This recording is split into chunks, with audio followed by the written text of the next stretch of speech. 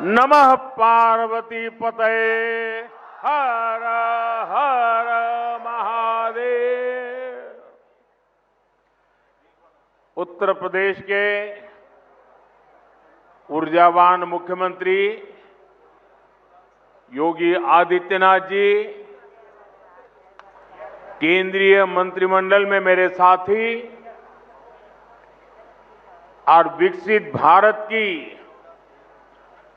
मजबूत नींव रखने के लिए जो टेक्नोलॉजी के क्षेत्र में आज बहुत उत्तम कार्य हो रहा है, उसका नेतृत्व संभालने वाले भाई अश्विनी वैष्णव जी, टेक्नोलॉजी के जरिए हमारे साथ इस कार्यक्रम में जुड़े एर्नाकुलम से केरला के राज्यपाल श्री राजेंद्र अर्लेकर जी, केंद्र में मेरे साथी सुरेश गोपी जी, जॉर्ज कुरियन जी, केरला के इस कार्यक्रम में उपस्थित अन्य सभी मंत्री, जनप्रतिनिधिगण, फिरोजपुर से जुड़े केंद्र में मेरे साथी पंजाब के नेता रवनीत सिंह बिट्टू जी, वहां उपस्थित सभी जनप्रतिनिधि, लखनऊ से जुड़े यूपी के डिप्टी सीएम ब्रजेश पाठक जी, अन्य महानुभाव और यहां उपस्थित काशी के मेरे परिवारजन,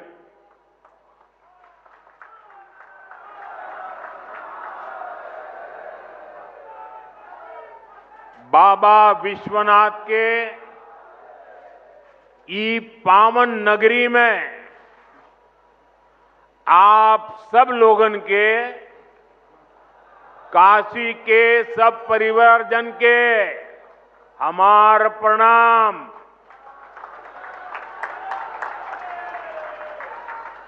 हम देखनी देव दीपावली पर कितना अद्भुत आयोजन भइल। अब आज का दिन भी बड़ा शुभ है।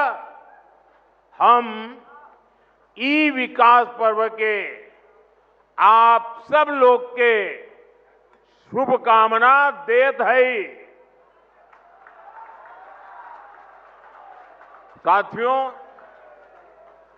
दुनिया भर के विकसित देशों में आर्थिक विकास का बहुत बड़ा कारण वहां का इंफ्रास्ट्रक्चर रहा है।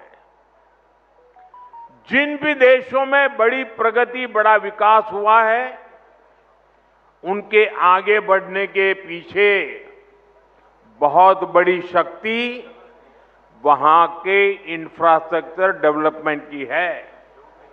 अब मान लीजिए कोई इलाका है, लंबे समय से वहां रेल नहीं जा रही है, रेल की पटरी नहीं है, ट्रेन नहीं आती है, स्टेशन नहीं है, लेकिन जैसे ही वहां पटरी लग जाएगी, स्टेशन बन जाएगा, उस नगर का अपने आप विकास शुरू हो जाता है।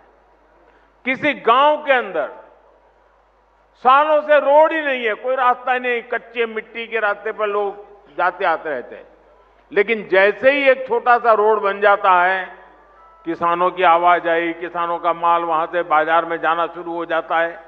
मतलब इंफ्रास्ट्रक्चर यानी बड़े बड़े ब्रिज, बड़े बड़े हाईवे, इतना ही नहीं होता है। कहीं पर भी जब ऐसी व्यवस्थाएं विकसित होती है तो उस क्षेत्र का विकास शुरू हो जाता है। जैसा हमारा गांव का अनुभव है, जैसा हमारे कस्बे का अनुभव है, जैसा हमारे छोटे नगर का अनुभव है, वैसा ही पूरे देश का भी होता है। कितने एयरपोर्ट बने, कितनी वंदे भारत ट्रेनें चल रही हैं, दुनिया के कितने देशों से हवाई जहाज आते हैं, ये सारी बातें विकास के साथ जुड़ चुकी है। और आज भारत भी बहुत तेज गति से इसी रास्ते पर चल रहा है। इसी कड़ी में आज देश के अलग अलग हिस्सों में नई वंदे भारत ट्रेनों की शुरुआत हो रही है। काशी से खजुराहो वंदे भारत के अलावा फिरोजपुर दिल्ली वंदे भारत, लखनऊ सहारनपुर वंदे भारत और एर्नाकुलम बेंगलुरु वंदे भारत, इसको भी हरी झंडी दिखाई गई है। इन 4 नई ट्रेनों के साथ ही अब देश में 160 से ज्यादा नई वंदे भारत ट्रेनों का संचालन होने लगा है। मैं काशीवासियों को, सभी देशवासियों को इन ट्रेनों की बहुत बहुत बधाई देता हूं। साथियों, आज वंदे भारत, नमो भारत और अमृत भारत जैसी ट्रेनें भारतीय रेलवे की अगली पीढ़ी की नींव तैयार कर रही है। ये भारतीय रेलवे को ट्रांसफॉर्म करने का एक पूरा अभियान है। वंदे भारत भारतीयों की, भारतीयों द्वारा, भारतीयों के लिए बनाई हुई ट्रेन है, जिस पर हर भारतीय को गर्व है। वरना पहले हम कर सकते हैं क्या? ये तो विदेश में हो सकता है, हमारे यहां होता। होने लगा कि नहीं होने लगा? हमारे देश में बन रहा है कि नहीं बन रहा है? हमारे देश के लोग बना रहे हैं कि नहीं बना रहे? ये हमारे देश की ताकत है। और अब तो विदेशी यात्री भी वंदे भारत को देखकर अचंभित होते हैं। आज जिस तरह से भारत ने विकसित भारत के लिए अपने साधनों को श्रेष्ठ बनाने का अभियान शुरू किया है, ये ट्रेनें उसमें एक मील का पत्थर बनने जा रही है। साथियों, हमारे भारत में सदियों से तीर्थ यात्राओं को देश की चेतना का माध्यम कहा गया है। ये यात्राएं केवल देव दर्शन का मार्ग नहीं है, बल्कि भारत की आत्मा को जोड़ने वाली पवित्र परंपरा है। प्रयागराज, अयोध्या, हरिद्वार, चित्रकूट, कुरुक्षेत्र, ऐसे अनगिनत तीर्थ क्षेत्र हमारी आध्यात्मिक धारा के केंद्र है। आज जब ये पावन धाम वंदे भारत के नेटवर्क से जुड़ रहे हैं, तो एक तरह भारत की संस्कृति, आस्था और विकास की यात्रा को जोड़ने का भी काम हुआ है। ये भारत की विरासत के शहरों को देश के विकास का प्रतीक बनाने की तरफ एक अहम कदम है। साथियों, इन यात्राओं का एक आर्थिक पहलू भी होता है, जिसकी उतनी चर्चा नहीं होती। बीते 11 वर्षों में यूपी में हुए विकास कार्यों ने तीर्थाटन को एक नए स्तर पर पहुंचा दिया है। पिछले साल बाबा विश्वनाथ के दर्शन के लिए 11 करोड़ श्रद्धालु काशी आए थे।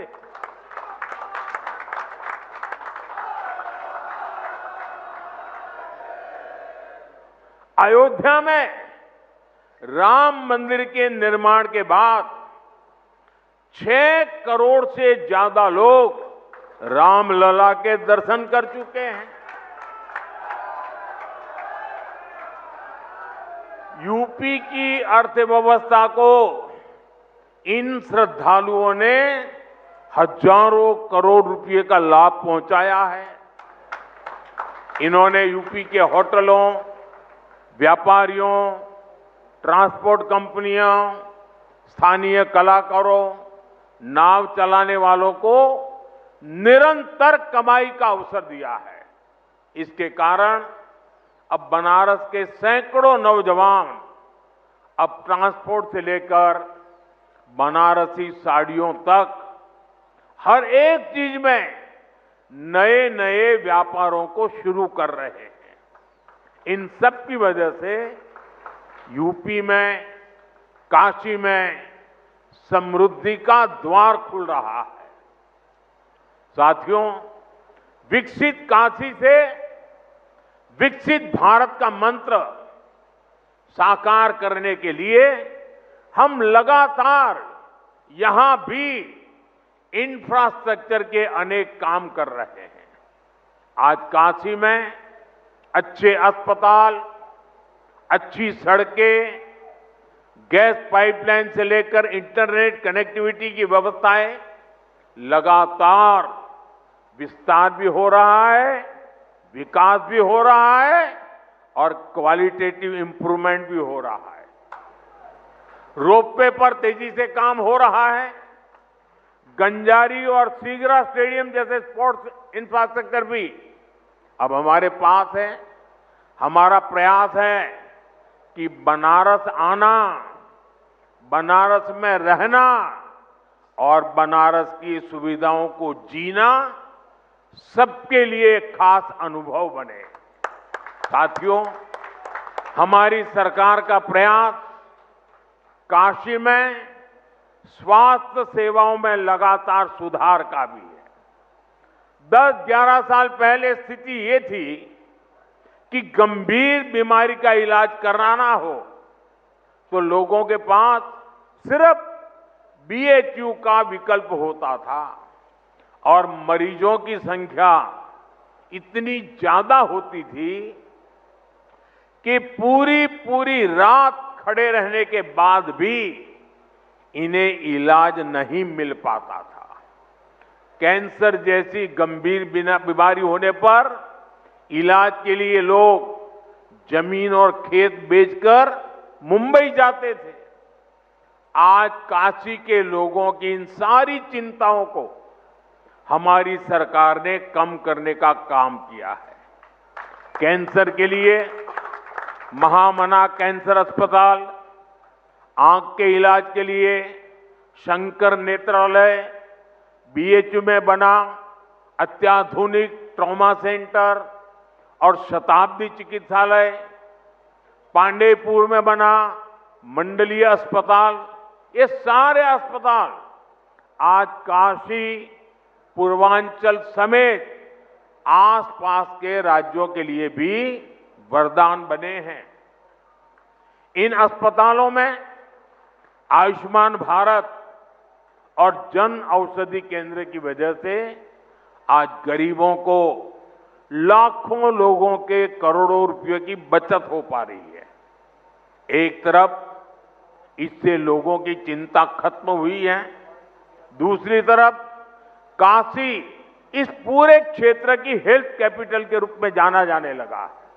साथियों, हमें काशी के विकास की ये गति, ये ऊर्जा बनाए रखनी है ताकि भव्य काशी तेजी से समृद्ध काशी भी हो और पूरी दुनिया से जो भी काशी आए वो बाबा विश्वनाथ की इस नगरी में सभी को एक अलग ऊर्जा, एक अलग उत्साह और अलग आनंद मिल सके। साथियों, अभी मैं वंदे भारत ट्रेन के अंदर कुछ विद्यार्थियों से बात कर रहा था। मैं अश्विनी जी को बधाई देता हूं, उन्होंने एक अच्छी परंपरा शुरू की है। जहां वंदे भारत ट्रेन का शुभारंभ होता है उस स्थान पर बच्चों के बीच में अलग अलग विषयों पर कंपटीशन होती है। विकास के संबंध में, वंदे भारत के संबंध में, अलग अलग विकसित भारत की कल्पना के चित्रों के संदर्भ में, कविताओं को लेकर के।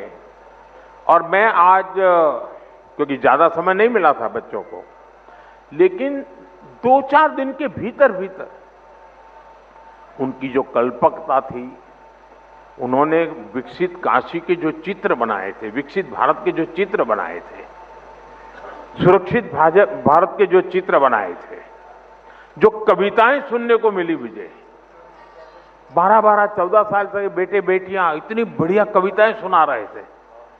काशी के सांसद के नाते मुझे इतना गर्व हुआ कि मेरी काशी में ऐसे होनहार बच्चे हैं। मैं अभी यहां कुछ बच्चों को मिला, एक बच्चे को मिला, उसको तो हाथ की भी तकलीफ है, लेकिन जो चित्र उसने बनाया है, मैं वाकई बहुत ही मेरे लिए प्रसन्नता का विषय है। यानी मैं यहां की स्कूलों के टीचरों को भी हृदय से बहुत बधाई देता हूं कि उन्होंने बच्चों को ये प्रेरणा दी, उनका मार्गदर्शन किया। मैं इन बालकों के माता पिता को भी बधाई देता हूं।